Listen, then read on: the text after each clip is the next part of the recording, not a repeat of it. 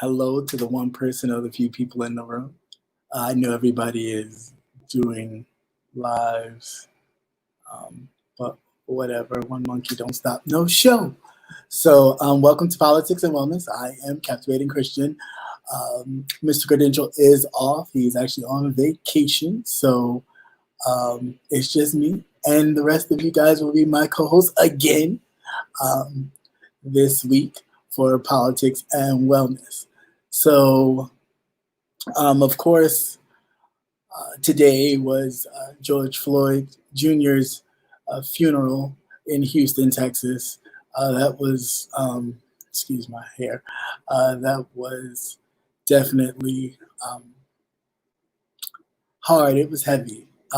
Whenever I see funerals now, I always think of my own mother. So it was nice. I mean, some of it was a bit long-winded, but of course, Black funerals do that. But I mean, it was nice. It was definitely a nice homegoing service, and it honored a man who was senselessly killed. Um, and of course, we try to go into you know, looking at his past and all that kind of stuff, and that's ridiculous. I don't understand why people do that. It was a person who was senselessly killed. He wasn't fighting back with the police. He was already handcuffed, and he was murdered. And that's just what it should be. Hey, welcome everybody. Patty Duke, how you doing? Haitian Queen, what's going on? Brother Nate, how you doing, sir? Welcome to Politics and Wellness. It is me. I plan not to use too many curse words.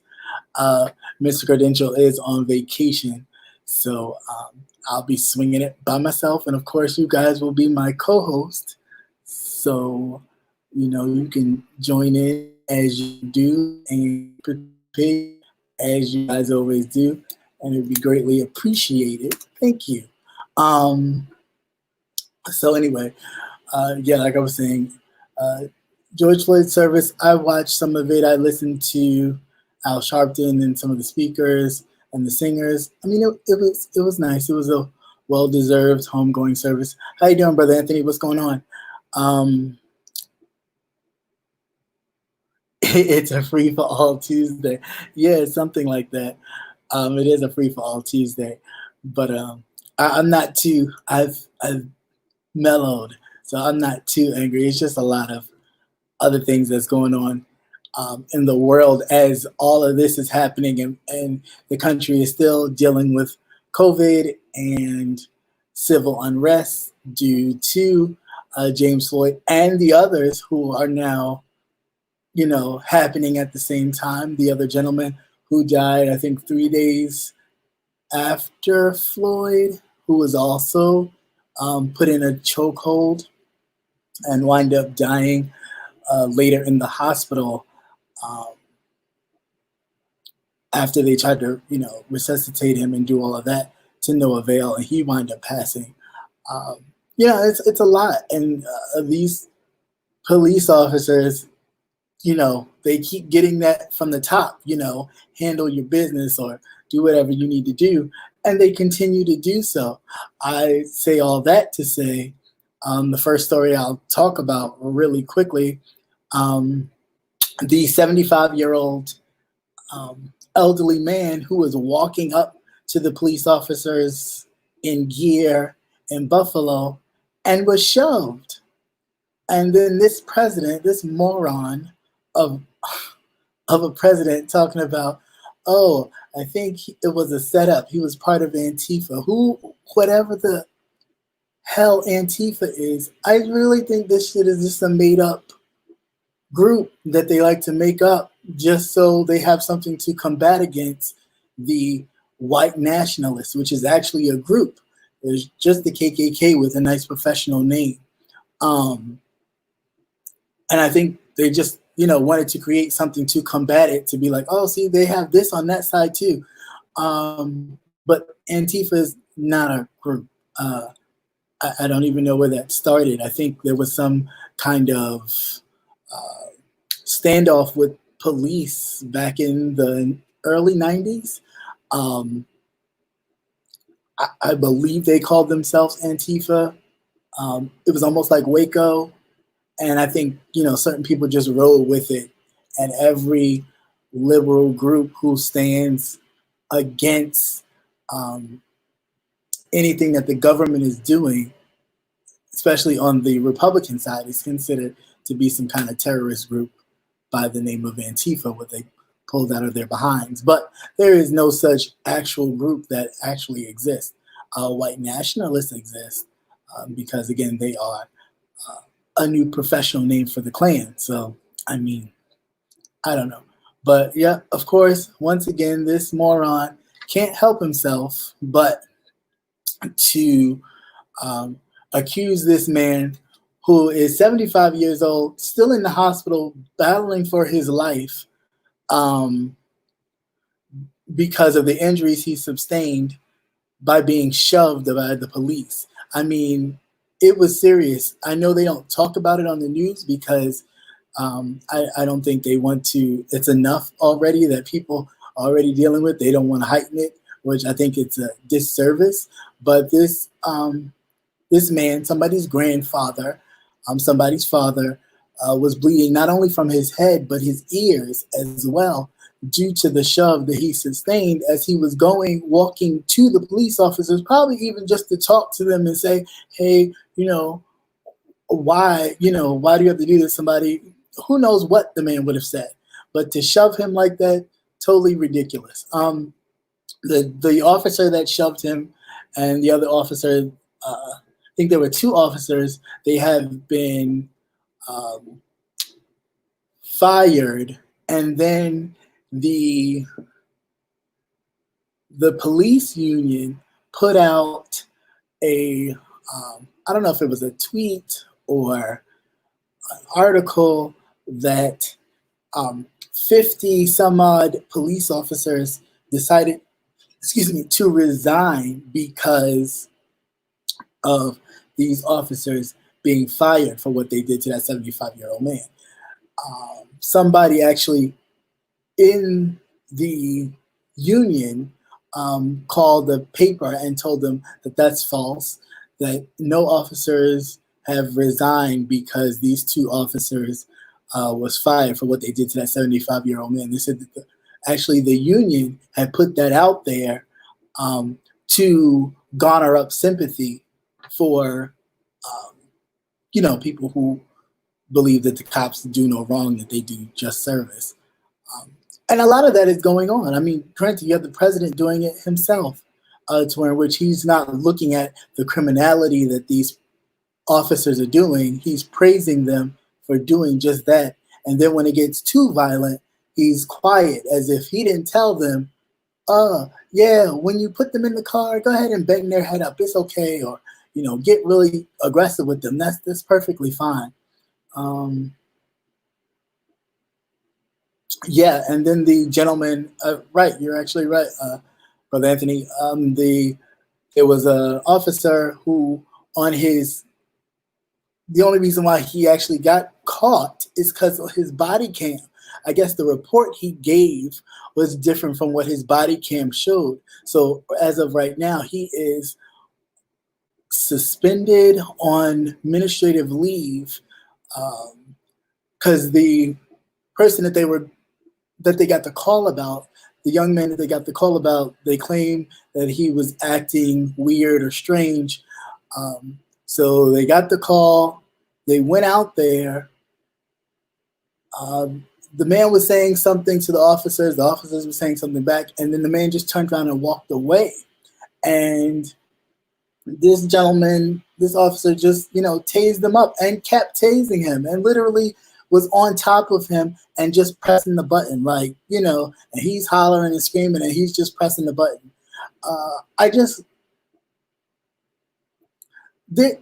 And I'm sorry for looking away. I'm just gathering my thoughts and trying to put this all together without just ranting, because I don't want it to be that way. But there is a level, and of course it's systematic because it's trained that way. But it's not only trained. I believe some of these officers already come into the force with these preconceived notions come into the force like they are going to be the ones to control these people. I just find it so hard to grasp my head and thought fully around the concept of you seeing someone and instantly looking at them as a threat, but you see someone that looks like you and they doing all kinds of stuff. I've seen videos where the people have had guns, the people have had knives, the people have lunged towards them and all types of stuff. And they, they back up. They don't, they don't get aggressive or, come at them. They just chill. So I don't understand, where's the difference? And I do know where the difference is, but why don't you say it? It's like, say it first. So then that way we could start to understand, like there needs to be, you're doing all these psychological training and all this kind of in-depth stuff.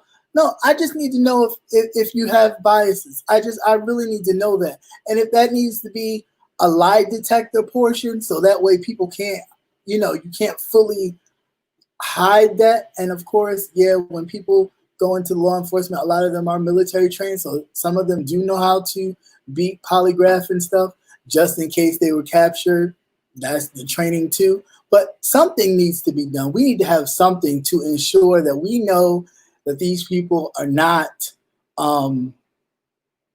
here to protect and serve under the guise of protecting and serving, but here to basically destroy and kill.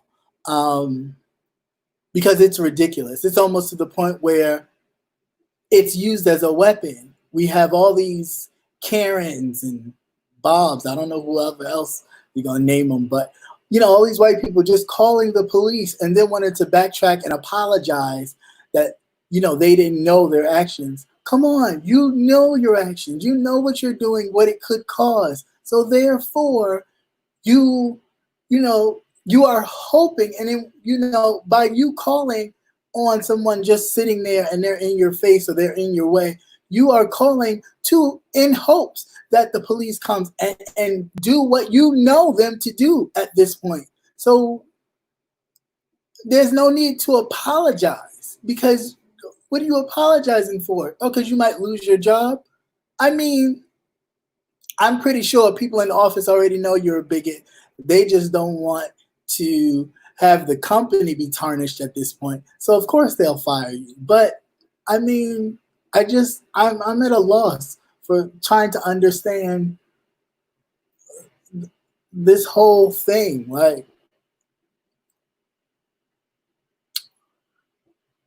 because if the tables were turned, because the tables have been turned, where there has been a black officer who's mistakenly shot, or there was I didn't see no police officers doing no peaceful protest to stand up for their other fellow officer in blue that just happens to be of color. No, it was straight. He had a trial. He went to jail, even though he cried and, said it was a mistake. He didn't see her. Nothing. It was straight jail. The man is still in jail right now. So I really don't understand. Yeah, it's just really crazy. Certain have to do military. What are you saying?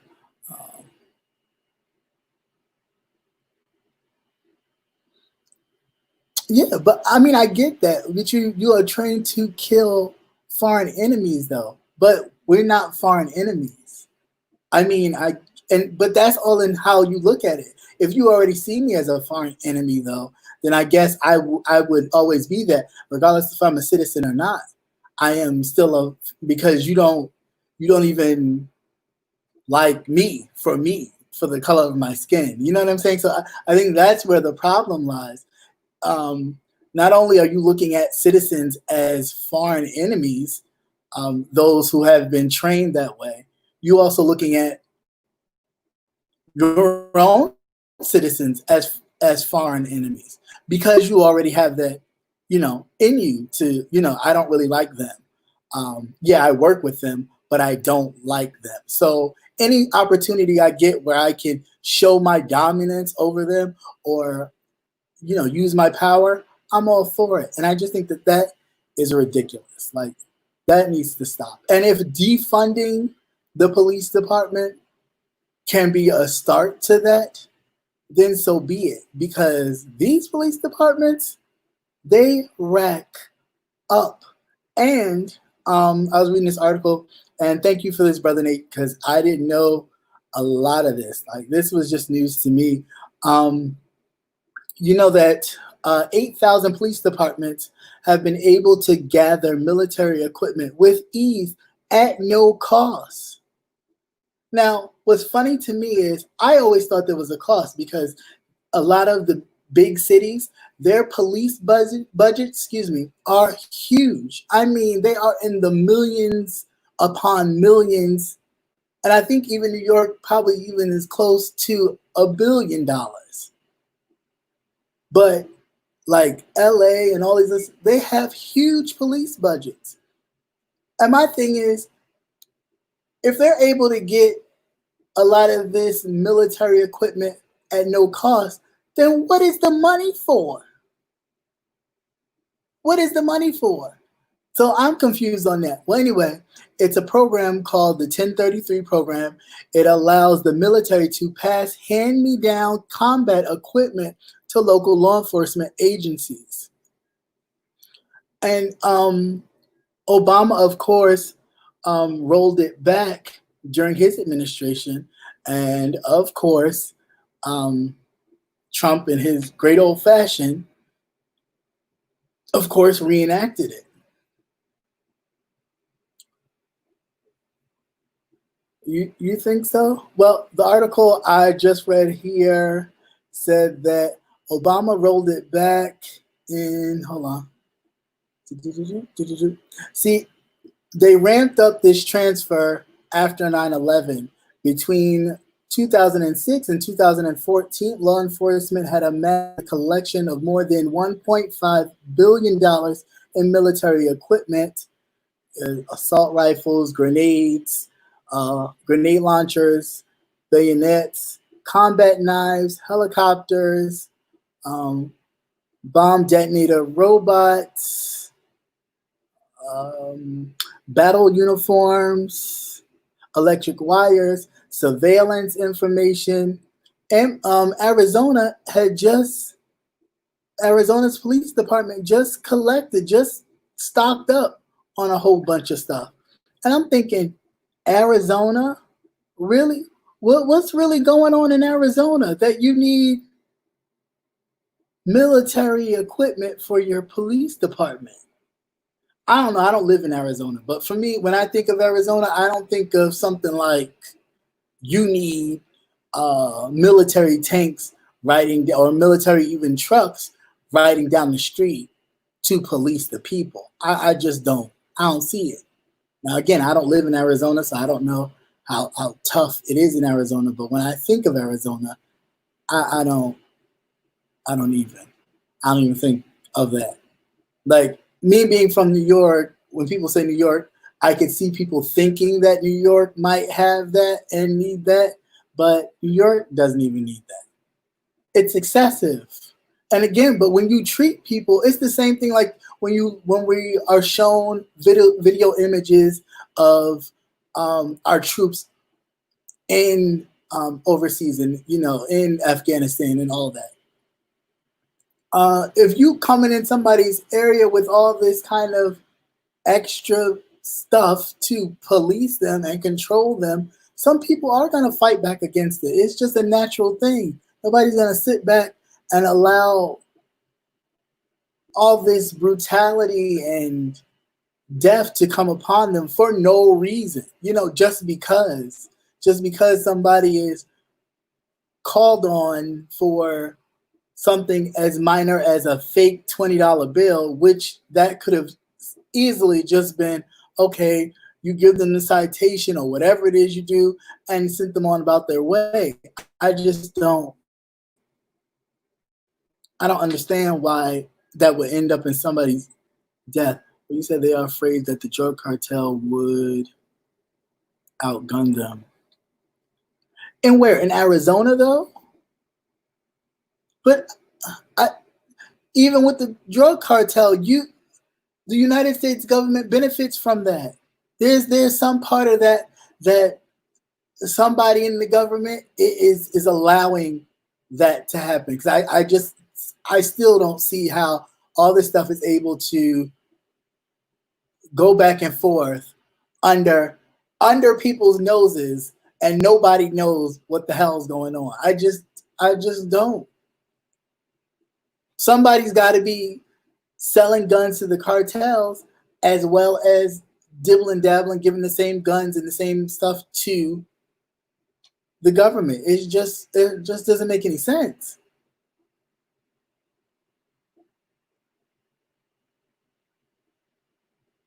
While they sit back and collect money, they sit here and, again, these police budgets are so big. And if they get these weapons, these military hand-me-downs at no cost through the 1033 program, then what is the money for? What's the money going? And then it's always the thing of, oh, but we have to keep the streets safe. We have to keep the streets safe. At what cost? You think you're going to keep killing the people to make sure that they stay compliant? Again, it's almost like the Willie Lynch letter. Even with the thing I posted in my community wall, which was actually, now that we're here, we could talk about that real quick. Let me go back and see if I can catch it real quick. But it was actually a lord who was writing a letter to Parliament, but it's been changed because people, with the internet, people have changed it to say Africa, but it was actually, he wrote it when he was in India, when the United Kingdom was India was under England rule. So, but the same thing can apply, of course, to Africa and to any other nation that the Europeans felt that they needed to dominate and take control of, because it's the same kind of concept. If you infiltrate them enough and get to them and then, dehumanize them and give them a whole new religion, they will forget themselves. And once they forget themselves, you got them. Because at first, upon meeting any of them, they were very prideful people, and they had to find a way to break them down and break it out of them. So yeah, it's a lot to, and it's a good read. I suggest everybody, if you haven't read it, go over to my community wall and read it. It's Lord. Oh, hold on. Because I hadn't planned to talk about it, so that's why I wasn't prepared for it. But be ye always prepared, as the word says. So I guess I should have. But since it popped in my head, give me 1 second.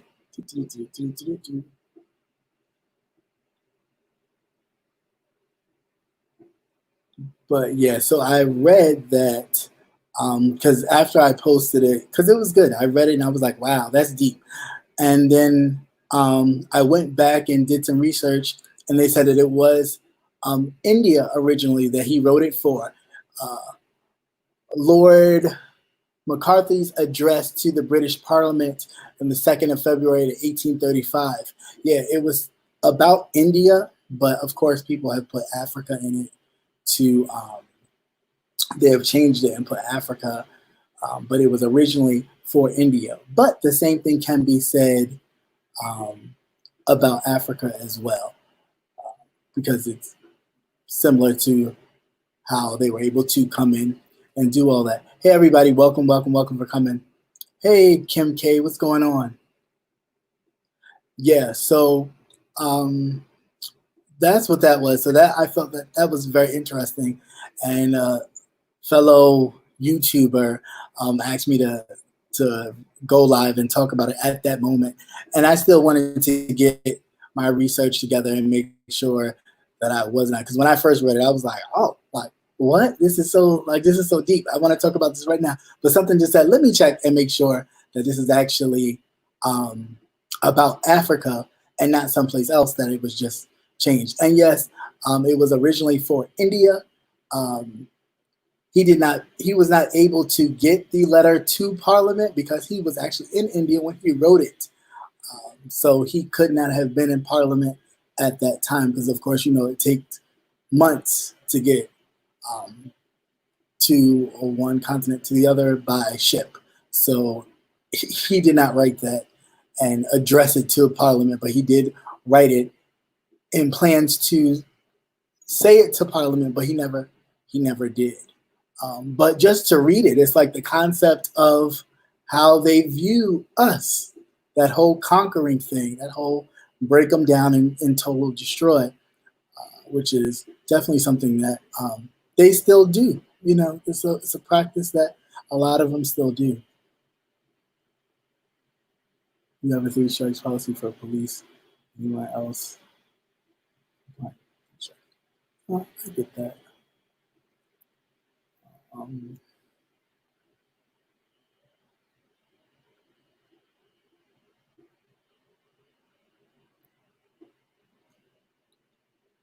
She protested they were over in China now. It's Hong Kong was originally a British colony.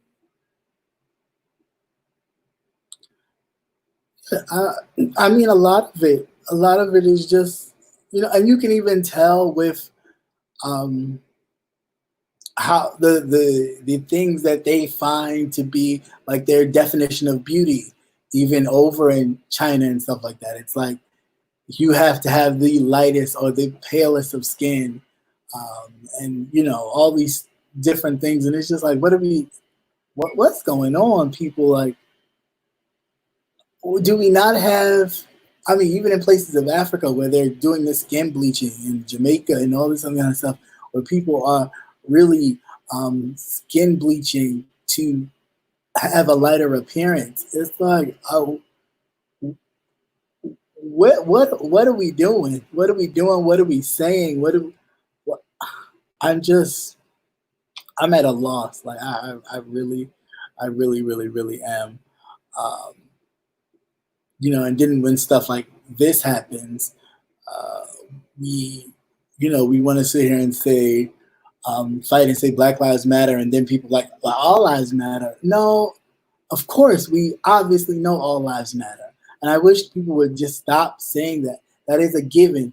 Of course, all lives matter. But if all lives truly mattered, then you would be just as outraged as anybody else about what happened to George Floyd. Like, I mean, because it's a life. And it was senselessly taken in front of our eyes, like in broad daylight, already handcuffed, already, like what more do you want? What more would you need? And it was like it seemed like the more they asked him to stop, the more engaged he got in, no, I'm gonna stay right here. I'm gonna put, I'm gonna do more. I'm gonna apply more pressure. You could see him just applying pressure and it's like, he's unconscious. I don't care at this point. I'm gonna keep doing it.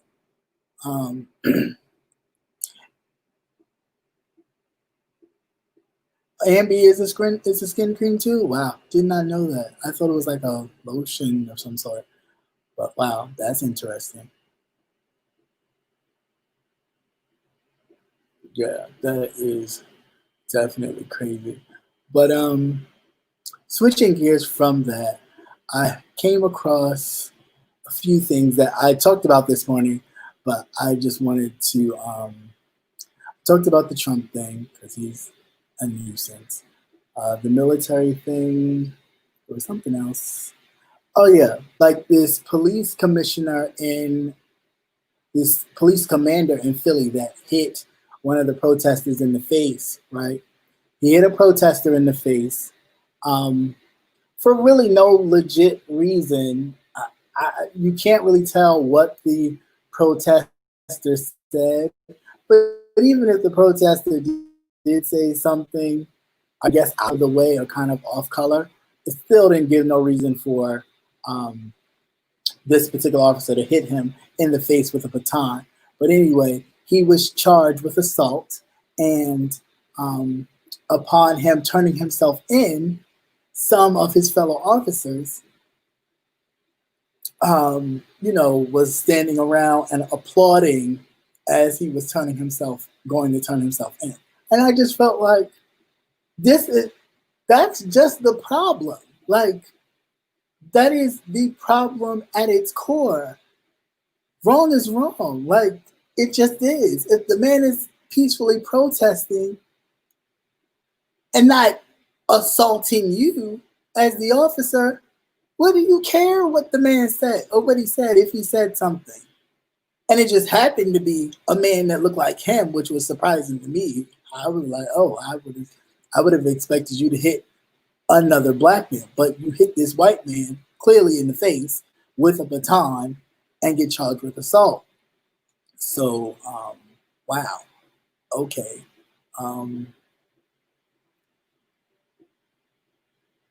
So yeah, and they're clapping or whatever, and I saw the one black guy in there just like he acted like he didn't want to clap, but he started clapping, and it's just like, come on,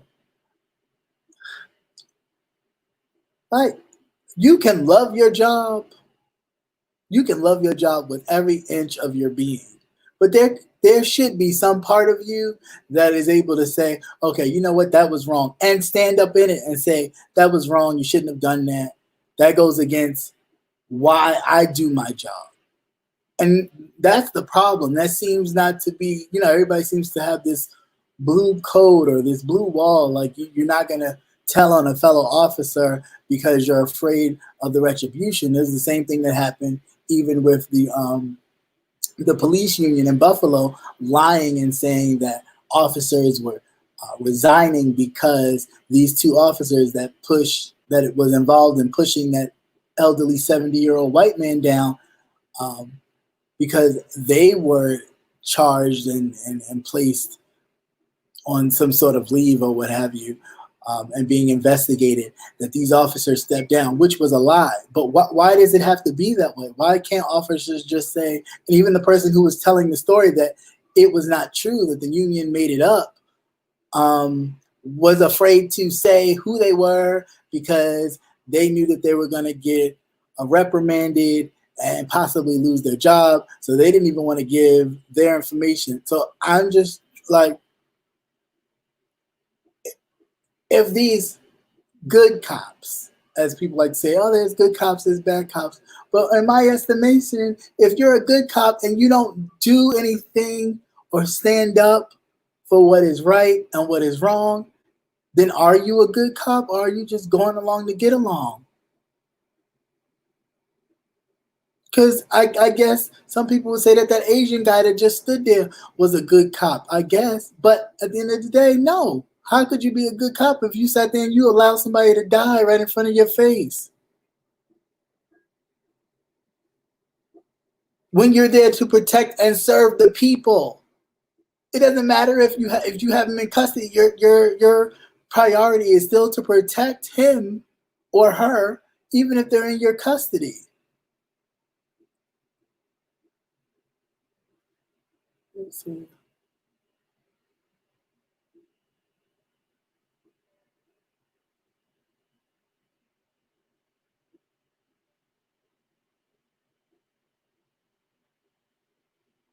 Yeah, but I mean that's always the case. That's always the case, though, Mr. Portal.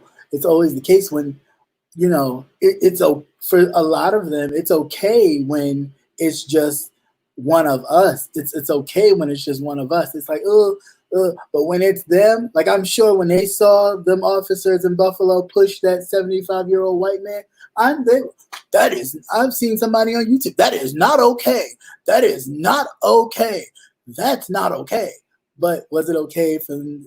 I didn't hear him saying the same thing when George Floyd was losing his life in front of his face. He didn't say that. He said it was disheartening, but he didn't say it wasn't okay. Not in that manner. Not like, that is not okay. That won't stand.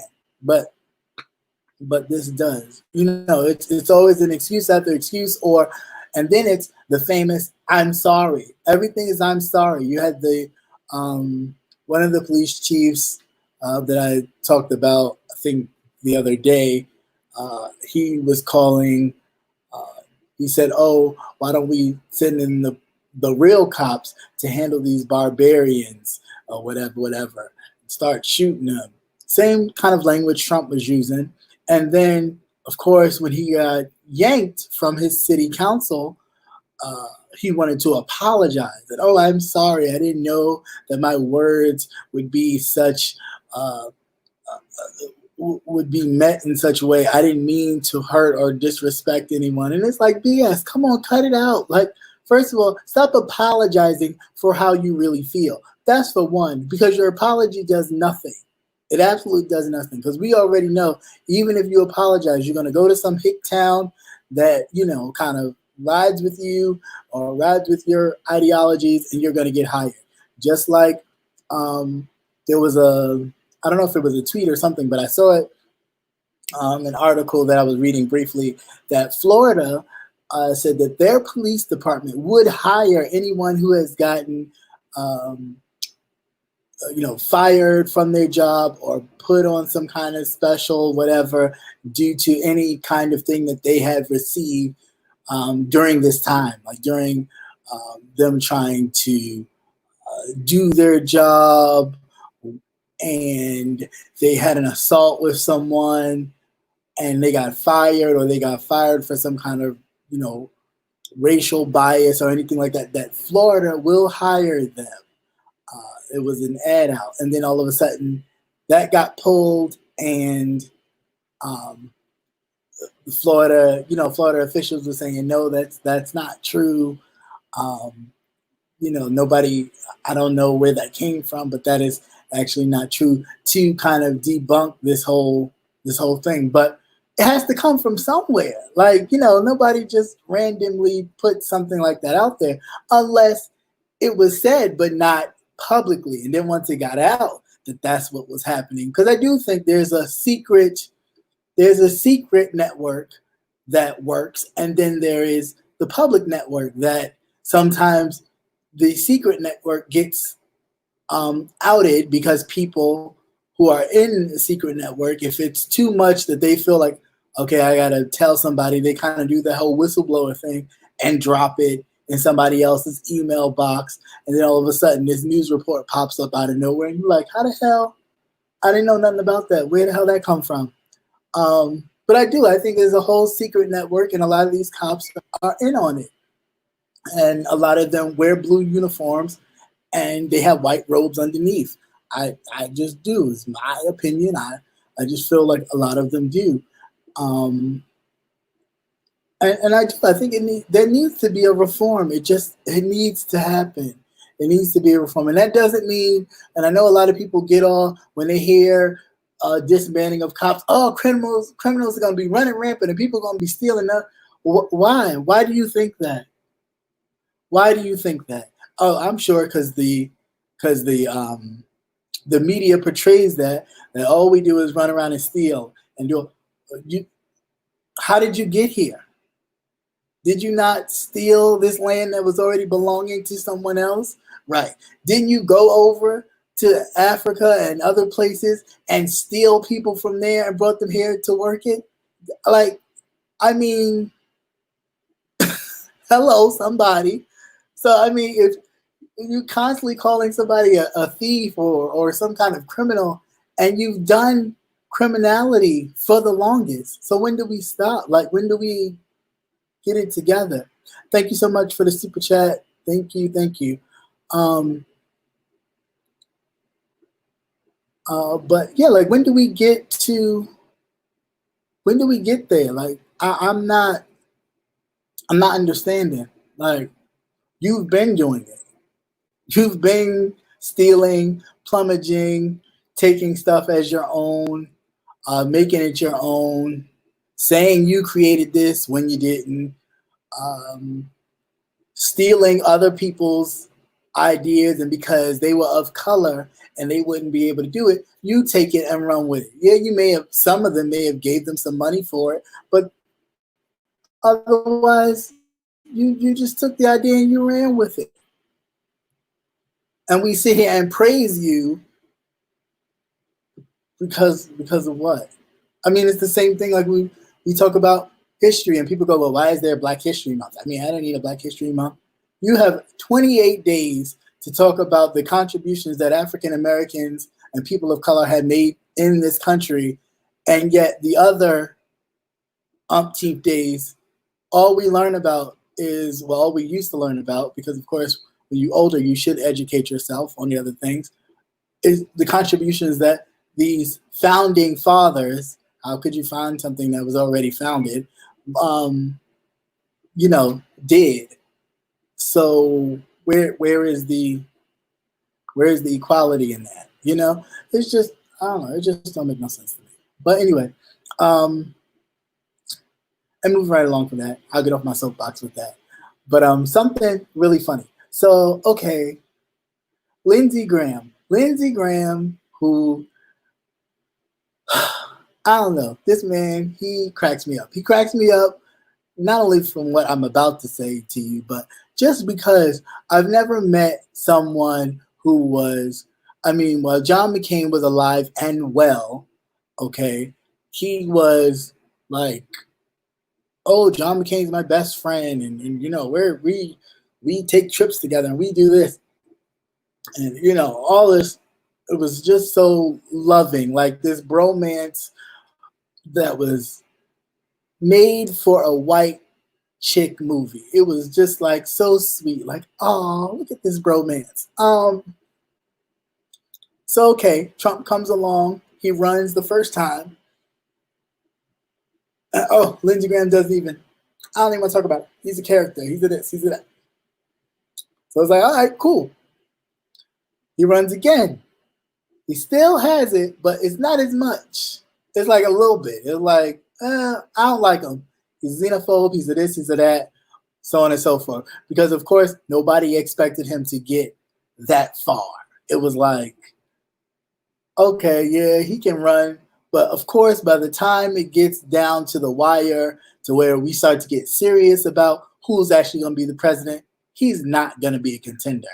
Okay, because this is even what we thought. Because what did we do? We're looking at the polls and all this kind of stuff, and we're like, yeah, people got better sense than that. This guy's an idiot. But no, that's not what happens. Of course, he gets the nomination. So then Lindsey starts to change the tune a little bit. Okay, so he changed the tune a little bit, but still, John McCain is still alive, right? So John McCain is still alive at this point, but battling brain cancer.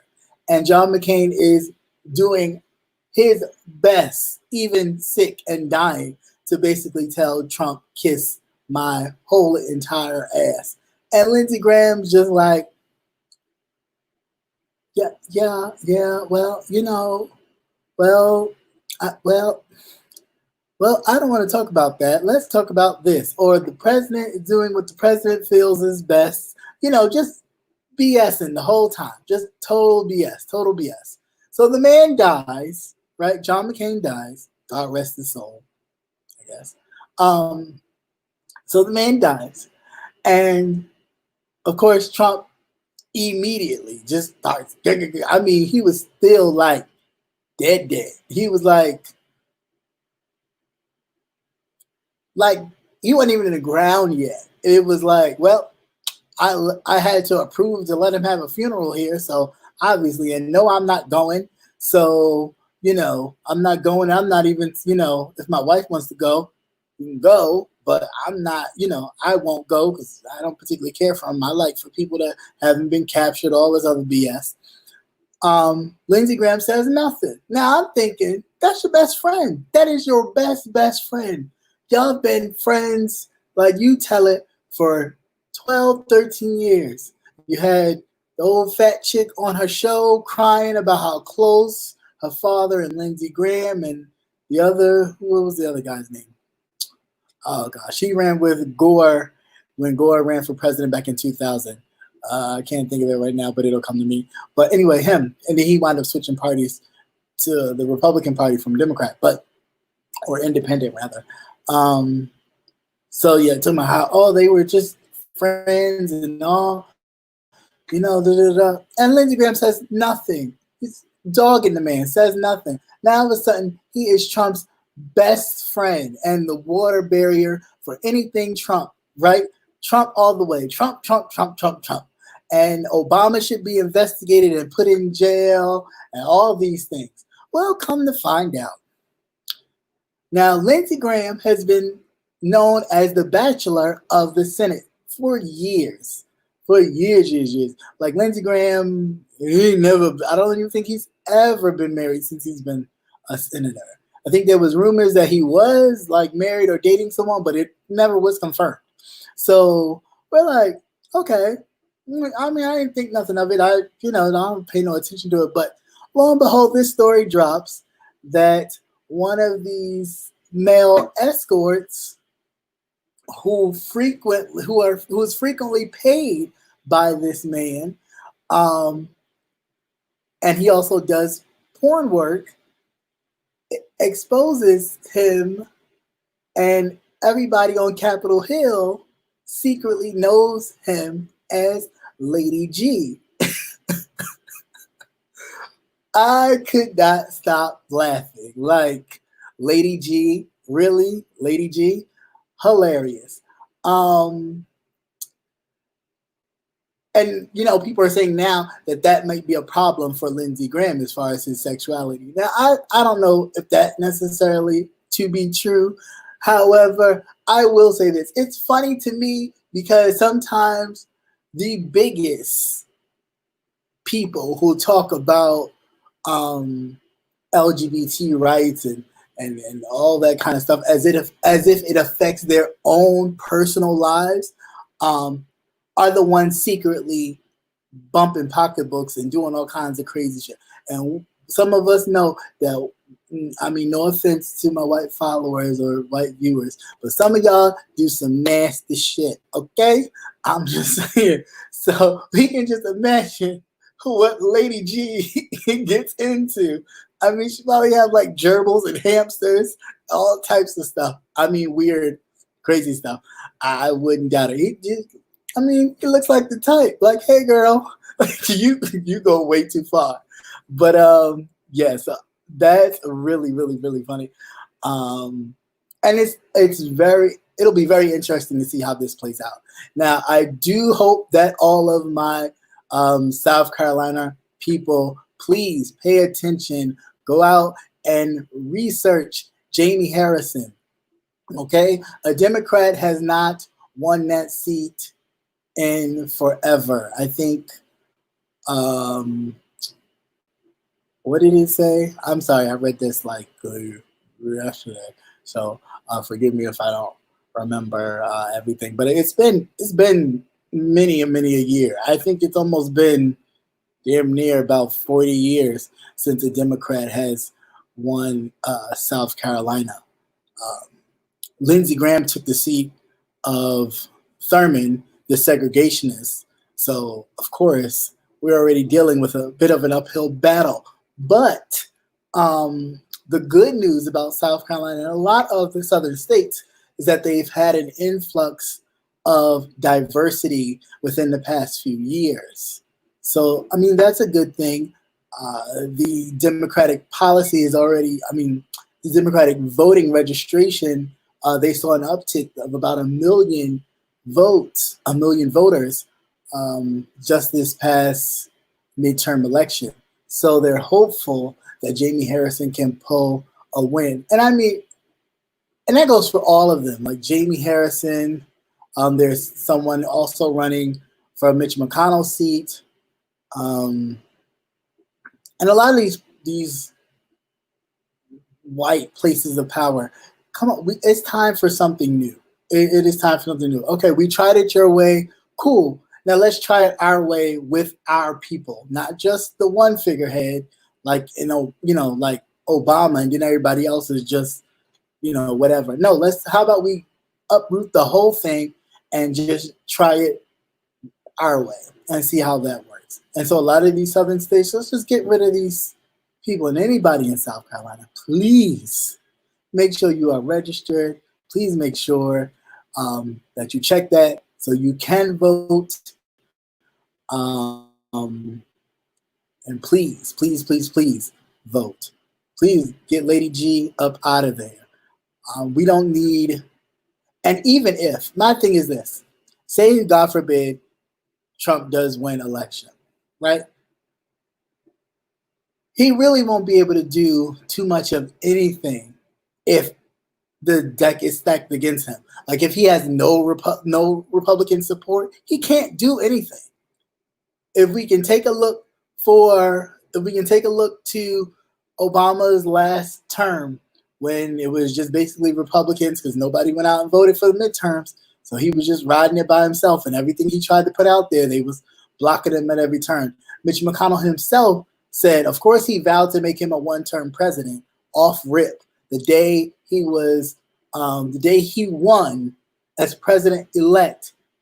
That turkey neck mofo said he will be a one-term president. So for somebody to demand that, and of course he didn't get it, so he's been furious ever since, to the point where,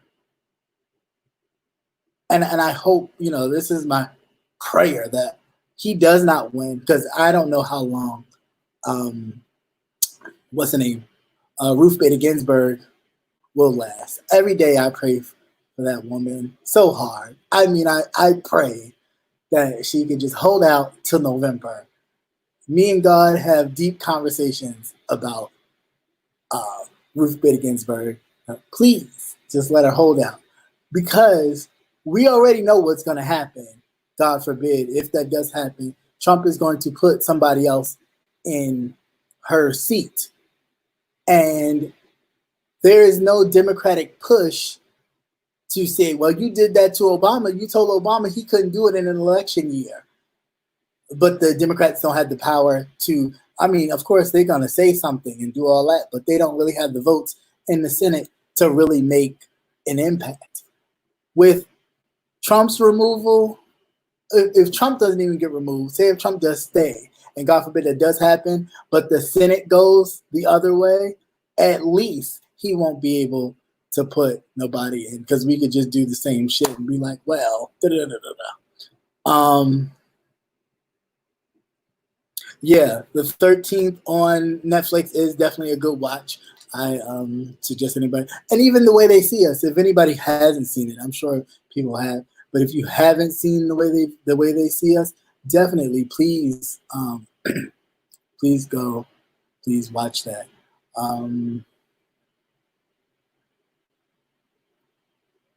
Yeah, I mean, we have to get to a place where we just don't have one plan. We have a plan A, a plan B, a plan C. We have to be more strategic in dealing with these people. We cannot just rely on the one plan, and then the one plan don't work, and we sitting there like, oh, well, what did we do? Because that's basically what happened. It's like, you didn't like Hillary because she said we were super predators. Okay, I get it. Well, the only way you could make someone really atone for the stuff is to make them work. Them saying they're sorry, that means nothing. And I wish we'd get out of that to the point where, you want to hear an apology, and then the apology is supposed to make you do better. No. You want to be better? Do more. Do something. Like I said it before myself, but even like Al Sharpton said, you want to apologize about the NFL chairman apologizing about black athletes and athletes of color taking a knee. He didn't realize what was going on. Of course you wouldn't realize it, because you're not black. You're not dealing with it. You don't have to leave your house in fear that you may not come back. Your children don't have to leave the house in fear that they don't come back. They can get drunk as shit and tear up shit, and they can still come back home to you with is this your son? Yeah, he tore up downtown. And, you may get a little summons. You have to appear in court. He may even get some community service. But the judge will say to that kid's face, I'm not going to give you any time in jail because I don't want to ruin your future. And you're like, oh. You know how many kids have done that? You had the one white girl, I don't know her name, so excuse me for that, but the one white girl that had a baby, and I think she threw it in the trash, and then they had this whole kind of trial or whatever about her killing a baby or whatever. They didn't give her no time because they didn't want to ruin her future. If that don't scream to you, not even white privilege, just the power of when I look at you, I see me. When I look at you, I don't see me. I see something less than. So you will get every bit of whatever law that I feel I need to throw down. But anybody else, I can look at that lily white girl who threw her own baby in the trash. Now, these are the same people that talk about a life, right? Oh, don't do abortions. Abortions are evil. Abortions is killing. That's murder. Okay, well, this lily white girl threw her baby in the trash after she had it, after she hid her pregnancy for so long and then threw her baby in the trash. So now what are we saying? And then you don't give her the proper sentence because you don't want to ruin her life. How about all the other young children of color life you didn't care about what their life looked like? Because to you, this is the life that they would lead anyway, so it didn't matter. I'm just saying. So I don't know. Yeah, I think that was Ohio too. Yeah, I think Haitian Queen. I think it was Ohio. But yeah, it's just. I mean, it's real crazy. It's really, really, really crazy. But yeah, definitely. Please, please, please make sure we go out and vote. Make sure we if you can and you have the time to do some canvassing, and canvassing is actually going out into your communities or into other communities and telling people about the candidates and stuff. If you have the time to do so, I would suggest it. I really would. It gets you an opportunity to, one, get to know the candidate that you're actually going to vote for, because you get a more in-depth detail of the platforms that he or she is running. And I'm talking local now. I'm not even talking presidential. I'm really talking local right now. So that way you get to know exactly who's running in your local states, what they're running for, what their platform is about, and how it benefits you. And then you can use your personal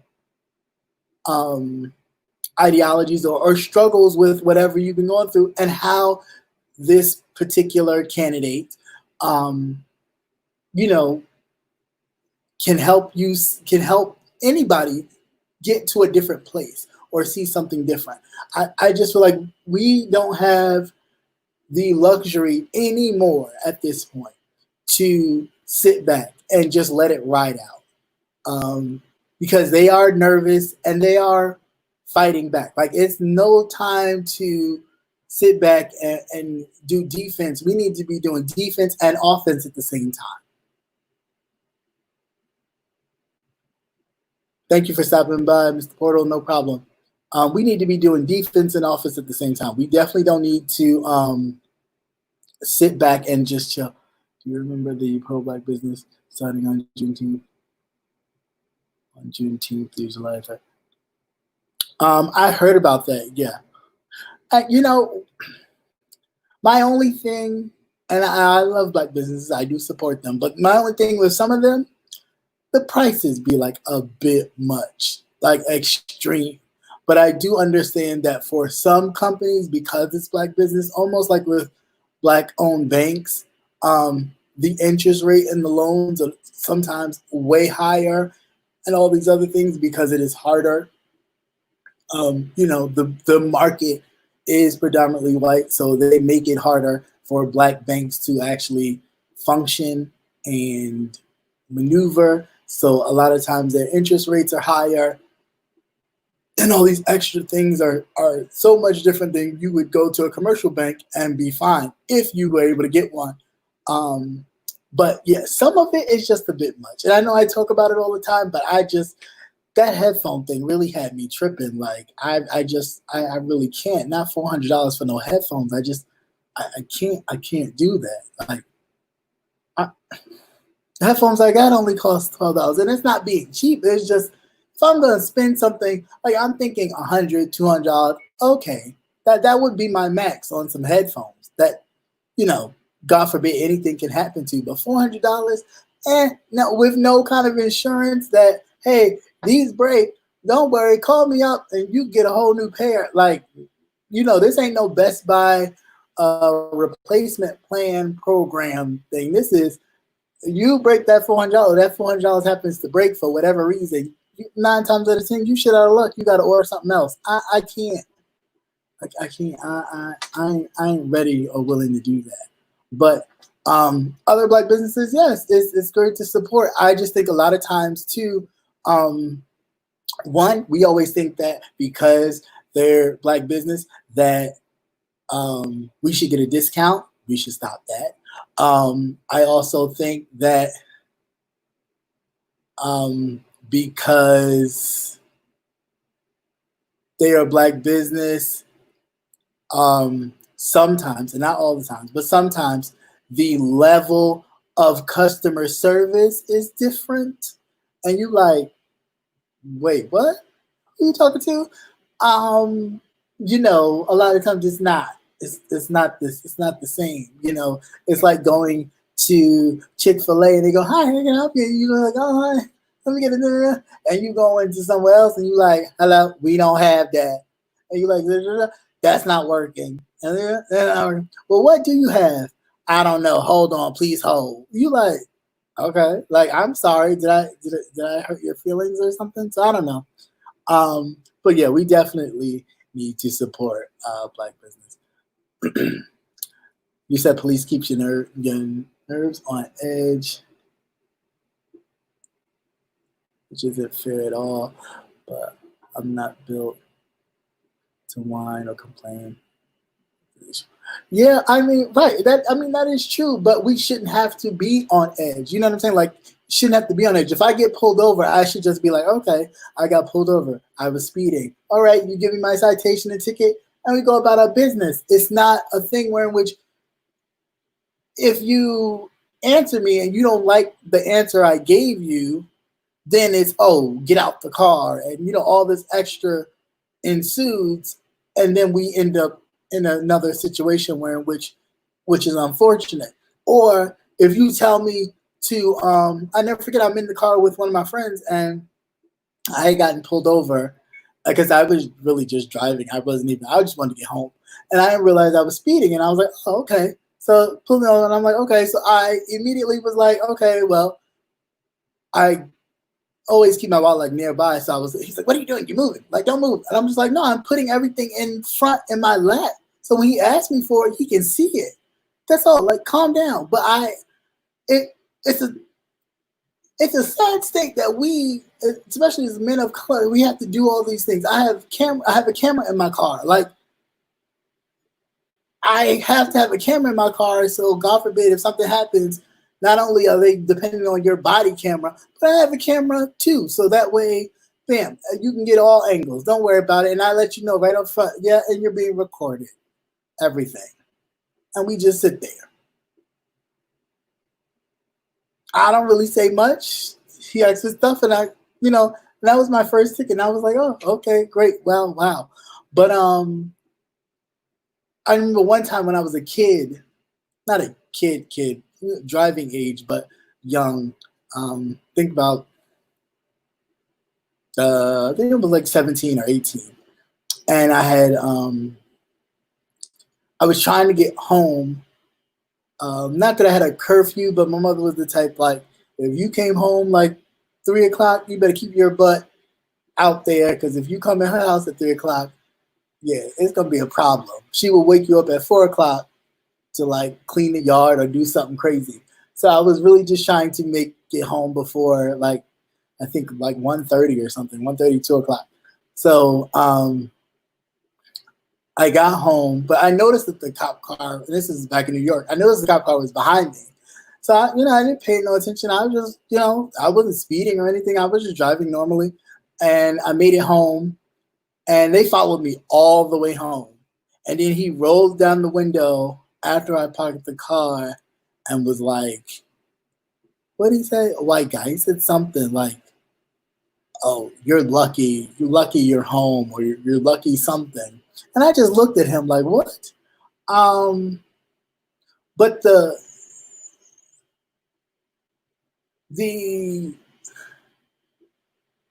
initially I didn't think nothing of it. I was just like, yeah, whatever, go about your business. But the older me, and after it kind of sank in, it was like, wow, if I wasn't that close to home, God knows what they would have tried to do or what they would have, because at the time, it wasn't even my car, that was my dad's car, and that was his go to work car. But before he had the other one, that was just, that was just his car. So he took very good care of his cars. And I'm pretty sure they just assumed, young kid, oh, he's selling drugs or what have you. And they were just following me to see if I was going to do any of these things and, instantly get me.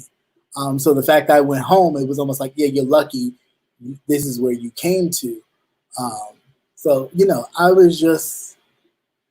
I've just always been very just, whatever you need, whatever. I don't even want to have very much information to, back and forth. And some people, that one incident with the officer, I mean, it was nice. It was late. So it wasn't even like, it was like, it's late.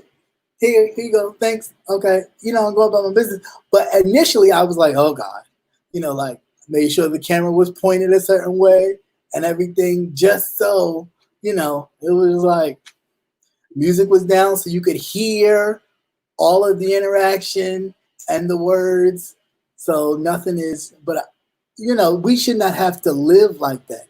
And the fact that we do, and the fact that our mothers and our grandmothers and our aunts and our wives and our girlfriends and whomever is connected to us worry about us leaving and maybe possibly not coming back. And the same fears now we have for you, the same fears we have for our mothers and our grandmothers and our aunts and cousins and so on and so forth, because there's even, there's more of a disregard even in that instance.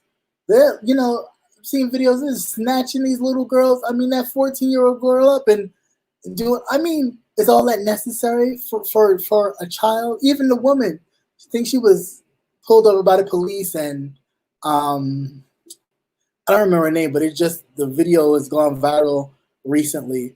And she asked for a supervisor, and he literally just like yanked her and just slammed her to the ground. And then as he's slamming her, giving her orders to do this and lay flat on her stomach, and he still like, has her in the chokehold and all that kind of stuff. Like this can't be that necessary.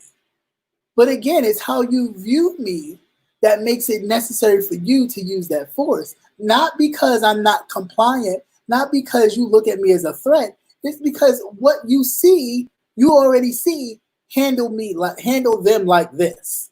They need to be handled like this. So whenever you encounter them, you handle them this way. And that needs to, and in gutting the police departments and their budgets and their safety havens of being able to do these things and be covered under the law, then so be it. I mean, you can't, you gotta, hey, Coco929, how are you?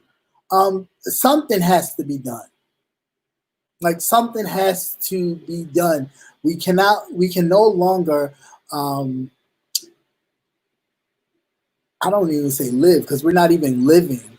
We're just existing in a place in which these people who are supposed to protect and serve are protecting others and killing us. We cannot, it's not going to work. Like, this is, and at some point, yeah, you will get the riots and you will get aggression back at your face, because nobody wants to live like that. You got these people now, these white folks don't even know how to act because they don't like the way that they've been treated. You know what I'm saying? They don't even like that. They feel like, well, what's the problem? Well, what's the problem? This is the way it's always been. Why? Why should it be that way? Now, because it's changed, even the lady, the older lady that just got a charge with assault for spitting in that black young man's face because they asked her to move her. She put her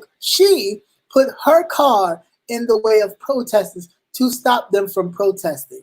Now, when do you feel is your right to stop someone from protesting because you don't want them to protest about Black Lives Matter. Again, that's the privilege in you. That's the authority in you. Not even a privilege, because privilege is two kind of words. But that's the authority in you that you already feel that you are better than. So therefore, you can tell someone else who you feel is less than you to stop doing what you're doing because I don't agree with it. Not that I really see you day to day, your people losing your lives due to the police mishandlement of you or mishandling of you. No, it's basically because I don't see it for you. And that's not for everyone. I'm not saying everyone thinks that way. That's not what I'm saying. But what is the problem, though, is that the other people, like other white folks, if you don't agree with it, then it's your duty to say something when you see something that involves your people doing something. And that's where it starts, because it's only but so much that we can do. Because it starts with your conversations when you're amongst your own people. Just like when we are amongst ourselves, we don't really have conversations like that. We don't use derogatory terms for other people. Somebody could come in that is of a different race to a party. Initially, everybody will look like, who's that? But there won't be no like, what, like really? Where you bring that person from? You know, like it just isn't. We don't even rock like that as a people. We don't. I mean, sometimes to our own detriment, but we really don't. We're not that thing. Now, a lot of times this whole turn the other cheek thing what people do when their family's been murdered and killed and they, oh, I just want to hug you, all that, they can save all that. And I'll just have to let the Lord deal with me on that level, because I can't see it. If you was bold enough to take my brother's life or my son's life, yeah, you go ahead, have a nice life. I'll pray for you. Hopefully everything works out all right. But I'm not hugging you because you didn't have the humanity in you at that moment to see to walk into an apartment that you clearly could probably see that it wasn't yours. And if you couldn't see that it wasn't yours, that means you was intoxicated or something of the sort where in which you were delusional to walk into somebody's apartment and think that it was yours. And then to then fire upon that person and then come up with this whole story, okay, that this whole thing happened when evidence proved that the man was sitting on the couch, got up because he probably heard the door open, and you fired. So I just don't. I mean, we're always turning the other cheek. We're always, oh no, I'm sorry. It's like we gotta stop. We have to stop and let people, if they say things that are inaccurate, or if they do things that, okay, cool, you did it, you said it. If you get canceled because of it, I'm sorry. I'm not going to sit there and go on TV and go, no, y'all shouldn't cancel that person. You should let that person. If that's what happens, that's what happens. But if for the person to fully atone or feel some type of way for what they do, then do a different action. Do a different action. Start volunteering. But actually read some books. Do some research to show that you're not only sorry, but you're willing to understand the problem. You're willing to, see where the person is coming from, to walk in their footsteps, to really understand it. Because you talking about you sorry means nothing. Means nothing. What does that do? I really think that we should honor our flag, because every time we see our flag, I think of military men and women. Blah, blah, blah, blah, blah. Okay, that's great for you, because that's what you would see. That's what you would see as a white person when you see that flag. When you see the Confederate battle flag, you see your people fighting. That's what you see, but that's not really what it is. And that's all that people are saying. Like, I get it. You may look at that Confederate flag and see your ancestors battling for whatever they told you in school that they claimed they was battling for. free taxation or being overtaxed, which was all BS because the people that were fighting were just as poor as dirt.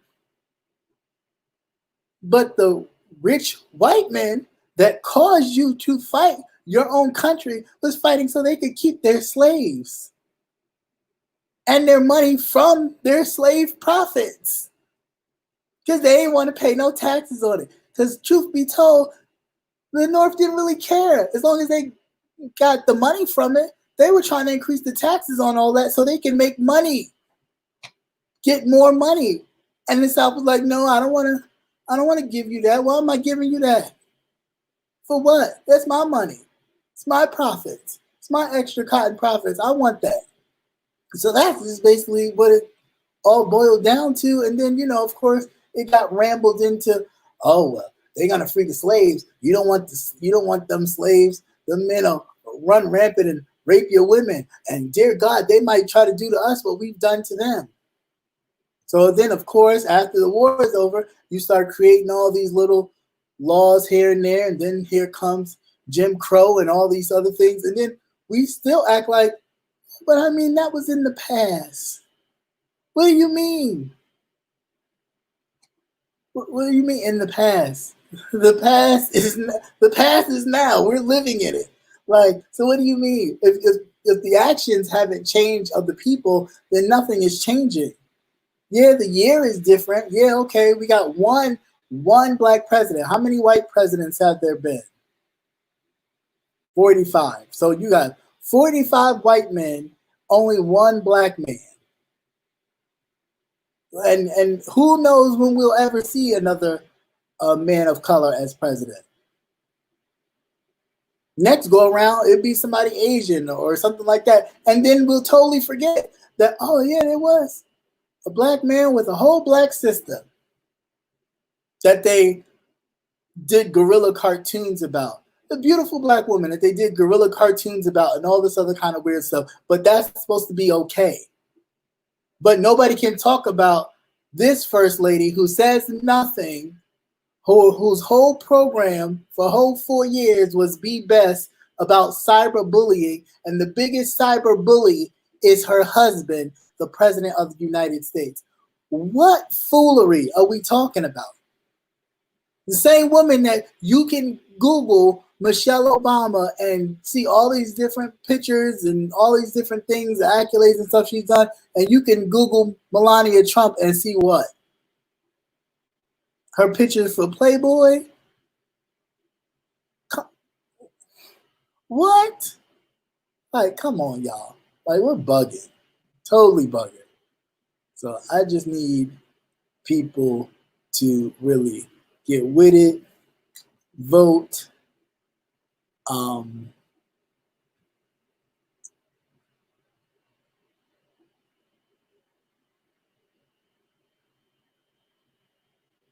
Yeah, but that's my very point. You just feel like, okay, we did that, so now you should get over it. It's the same way how they feel about when they voted for Obama. It was like, okay, well, maybe if we elect a black president, they can stop talking about reparations and Jim Crow and civil rights and all that, and they should just get over it and feel like, oh, you've made it. Look, you got a black president, because that's just how they feel. But the reality is, no, you're not just going to give me something and just tell me to get over it. Because you don't do that to those who look like you. Granted, they may have a different religious belief, but because they look like you, you don't do that to them.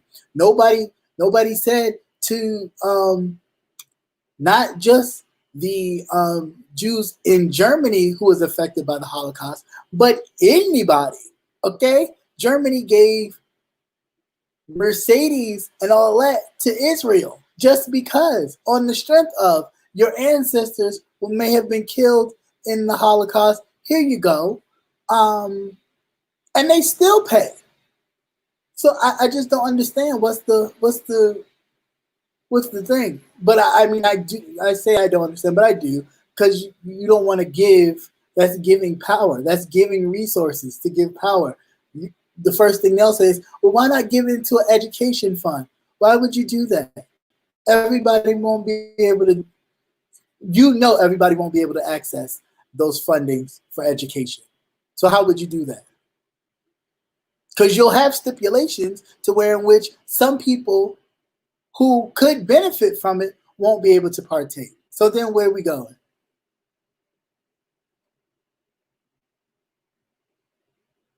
Oh, now Playboy is hard to get into, is it? I guess. So I mean, it's just, even when the politicians say like, what's his name? Bernie Sanders used to say that. Well, why give reparations? What would that do? What do you mean? What would that do? I would just put it in the funding for schooling. Okay, and then you'll have a stipulation where in which everybody won't be able to participate in that. So then, where does that leave them?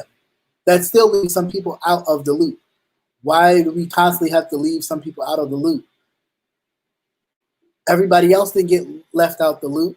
I mean, you have reservations that Native Americans are making millions and millions and millions and millions of dollars off of as people bring in those slots tax free.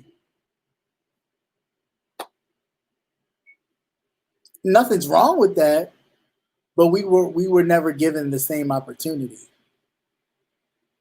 We were never given the same opportunity, and yet you still keep looking at us like, well, what more do you want? What do you mean? What more? You brought us here to build it, and then once we were done doing whatever you needed us to do, then it was like, well, I don't know what else you want to do. Like, no, pay the people. You promised to pay them. You even promised to pay them and never paid them. You promised to give them something and never gave it to them. So we still, you still run this country on promises to people, and you still disenfranchise them every chance you get. It's like, when is enough enough? When is enough enough? And it doesn't matter that George Floyd wasn't the most upstanding Obama-like citizen for you to sit there and go, maybe we shouldn't have done that. Maybe we overreacted. No, at the end of the day, he was a human being that your people deemed him to be so less than that the man was already handcuffed. You couldn't even just let him be. There's even video of them putting him in the car, and then they're like punching him in the car. So then when they notice that they're on camera because the store camera is looking at them, they go around the other side of the car. And this is before he even was put out and then on the floor, on the ground or whatever. So they put him in the SUV, the police SUV, and then they're punching him. And then again, they notice that they're on camera from the whatever market that was. So then they go around the other side and they continue to do that until again they have him, on the ground and so on and so forth. So it's crazy. And then you have these people fighting for wars, World War II. You have these phenomenal Tuskegee Airmen do this great thing, lead these bombers to do their mission without losing any bombers, okay? Didn't lose a bomber. But to come home and be treated less than. That makes no sense. And it still happens. You have your veterans, you have people go over there and, in Afghanistan and where else and wherever, and come back here and can't even get help, can't even get medical care or mental evaluations or anything like that. But the first thing you'll say as Republicans is that you're patriotic and you're all about the military. How? I don't see it. So I don't know. But anyway, I am done off my soapbox. It's more politics because when he's on vacation, you're just going to get more politics from me. As far as the wellness portion, I would say it is a reflective moment. I think we should always take time to reflect on what we want, on our goals and what we want for our future. And also always pushing to do better and be better. excuse me, hiccups. I always want to be better today than I was yesterday. So I always try to make sure that I am very aware of my place in the world, what I do and how I move, because someone's watching, and not watching, to tell on you, but someone is looking to you for answers, looking to you for inspiration, looking to you for encouragement, and you may not know it. So it's always important to take note of that, and not always quick to think, well, it's all about you, because it's only you. Because it's not. We're all connected in some way, form, or fashion, and so we need to kind of always be aware of that. Thank you so much, Diving for Death. Thank you, thank you, thank you. I try not to be too passionate, but sometimes it just drives me crazy to people just be like, I don't get it. Like, what are you doing? But one day I do hope that we can live peacefully, and there's not this thing of division upon race and things of that nature, because those things are taught. They just are, and a lot of times when we segregate ourselves and don't learn about each other, because a lot of times we're not. It's just like with anybody, you're not going to click with everybody. Everybody's not going to be your friend. It's just natural. But what we do need to learn to do is to learn about each other and really get to, I don't even want to say have a discussion, because at this point, having a discussion is just like, you're just going to walk away thinking the same thing you're thinking, because if I have a discussion with somebody who really doesn't see it for me, what more of a barrier am I going to break other than somebody else who looks like me saying, hey, you shouldn't say that, and here's why, or you shouldn't do that, and here's why. They may be able to take that in better than hearing it from somebody that they already don't see it for. And not in all cases, but some. Yeah. But anyway, like I said, it's been a great night. I thank you all for participating, watching, listening, your input. Please hit the thumbs up button on your way out. If you did not do it on your way in, please hit it on your way out. It is very, I'll be very grateful if you do so. Other than that, that's all I have for you all tonight. Thank you for hanging out with me for almost an hour and 30 minutes. Everybody have a great night. God bless. And if you have any questions or anything else, of course, you can leave in comments, email, all that good stuff. And I will see you guys tomorrow afternoon at 12 for the Midday News, The Rundown. All right. Again, thanks for coming out. God bless. Good night. Peace. In the words of Russell Simmons.